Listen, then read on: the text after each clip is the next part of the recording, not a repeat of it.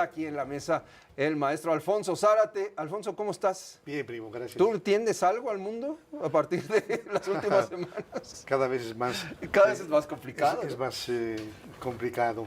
Y yo diría que cuando revises la historia y te das cuenta de que de tiempo en tiempo aparecen personajes como hoy es el caso de Donald Trump, pero personajes con evidentes problemas de trastorno mental que llegan a ocupar posiciones muy importantes y llegan a decidir muchas cosas.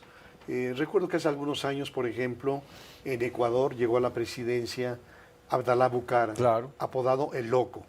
No duró muchos meses porque el Congreso lo destituyó, pero pensemos, por ejemplo, en el caso de Alemania, en donde después de la Primera Guerra Mundial, distintas condiciones muy intolerables para el pueblo alemán.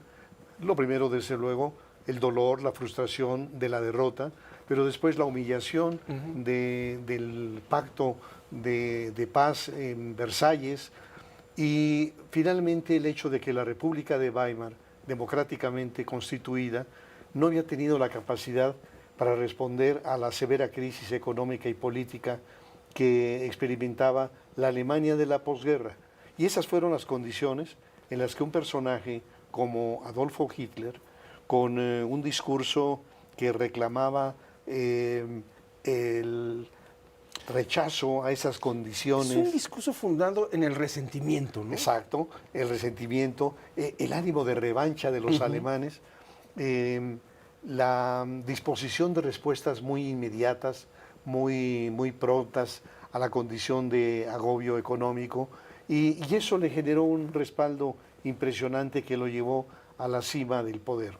Y hoy, primo, cuando vemos un documental sobre la Alemania nazi y observamos los discursos de Adolfo Hitler, vemos que el bigote ridículo, los gestos estrafalarios, el discurso, y hoy podemos decir a la distancia por qué el pueblo alemán se dejó seducir por un personaje de esta naturaleza.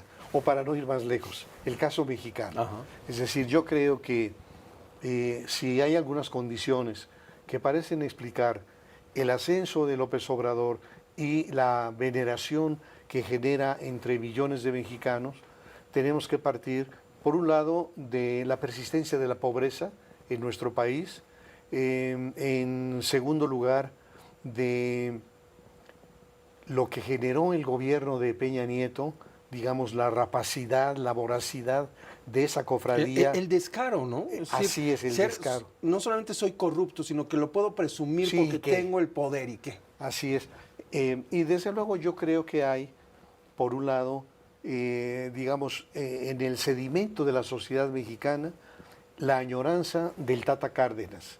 Es decir, de regresar a aquel presidente cercano al pueblo, ese que recurría poblaciones y poblaciones, y que lo hacía en avión cuando se podía, en tren y cuando no en burro o con sus propios pasos para recorrer el país y estar en comunicación con el pueblo, con la gente.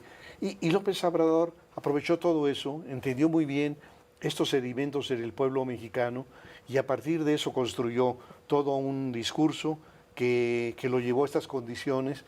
Y yo diría que así como en el caso de Adolfo Hitler, que hoy nos suena ridículo, cuando pasen los años, yo creo que muchos de los devotos de hoy van a decir, ¿cómo pudimos creerle a alguien que tiró a la basura miles de millones de pesos al clausurar el aeropuerto de Texcoco? ¿Cómo le pudimos creer cuando nos decía que teníamos un sistema de salud como el de Dinamarca, a pesar de que nosotros íbamos al hospital y veíamos que no había atención, que no había medicinas adecuadas? ¿Cómo pudimos creerle en la austeridad cuando se fue a vivir a Palacio Nacional, etcétera? Entonces, pienso que hay condiciones que permiten que personajes como Donald Trump lleguen al poder en Estados Unidos. ¿Y ahí cuáles son las condiciones? Bueno, pues que además de el norteamericano de los extremos, digamos de los dos océanos, pienso en el californiano o en el neoyorquino, o el bostoniano, que son cosmopolitas, que están abiertos a otras culturas, a la diversidad, que son mucho más liberales. Hay otro Norteamérica profunda de gente muy resentida, de gente pobre, que ha perdido su empleo y que culpa de la pérdida de empleo a los inmigrantes que vienen a sustituirlos, a México que se lleva las plantas hacia nuestro propio país, etcétera. Y aprovecha todo eso Trump y con un discurso también demagógico y falaz logra construirse un liderazgo, pero para mí, primo, no hay duda alguna de que el presidente Trump es un hombre enfermo. Es decir, es un hombre que lo dijo muy bien aquel desplegado de 225 psiquiatras de los Estados Unidos que se publicó en el New York Times, en donde señalaron, advertían que Donald Trump padecía un síndrome de narcisismo maligno, decían los psiquiatras. Bueno, sí es cierto. Y entonces, ¿qué es lo que ha hecho? Pues que ha generado una perturbación, pero a nivel planetario. Claro. Estados Unidos tenía una alianza muy clara y tenía muy claro dónde estaba su adversario o su enemigo. En un momento la Unión Soviética, en otro la Rusia de Putin. Pero ahora da un giro fundamental y se acerca a esa Rusia de Putin y se aleja de sus aliados tradicionales en Europa. Se retira de organismos internacionales, de las Naciones Unidas, retira el financiamiento a instituciones como USAID, etcétera. Entonces, está generando un trastocamiento de todo lo que conocíamos en el mundo. Y, bueno, este otro síntoma de un problema que un día califica al gobierno mexicano como un gobierno cómplice porque tiene un arreglo con los grupos criminales, y al otro día felicita a la presidenta Claudia Sheinbaum y reconoce su extraordinario liderazgo. Entonces, qué difícil es para el gobierno de México enfrentar a un personaje con tanto poder y con tantos trastornos. Y me da la impresión de que la llamada que acaba de tener exitosamente la presidenta estuvo asesorada por psiquiatras. Es decir, a la hora en que yo veo el texto de la presidenta, digo, ahí hay una influencia de alguien que le dice, la manera de hablar es, dile a Trump que esto ha sido un extraordinario logro, que estamos haciendo cosas absolutamente trascendentes. Entonces, cuando veo ese empate, digo, bien, es decir, me parecía indispensable que el cuarto de guerra en México incluyera, desde luego, a las mentes más lúcidas, diplomáticos, académicos, pero desde luego psiquiatras. A pesar de todo esto, creo que el escenario, precisamente por las condiciones estructurales del presidente Trump, no nos da tranquilidad, que vamos a estar en este escenario de incertidumbre, cuando menos los 4 años del gobierno de Donald Trump.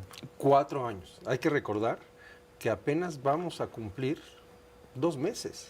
Sí, ahora la única... Sí, parece que han pasado muchísimo más tiempo. Sí, es cierto. ¿No? Ha sido un blitzkrieg atropellante.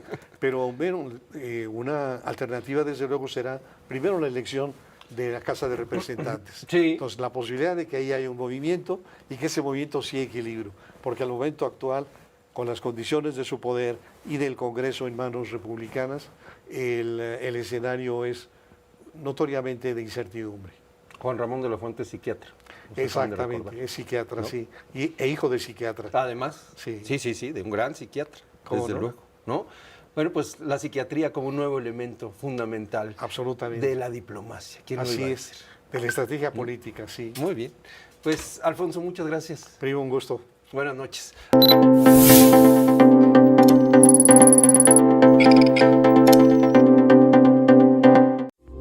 Esta fue una producción de Grupo Fórmula. Encuentra más contenido como este en radioformula.mx.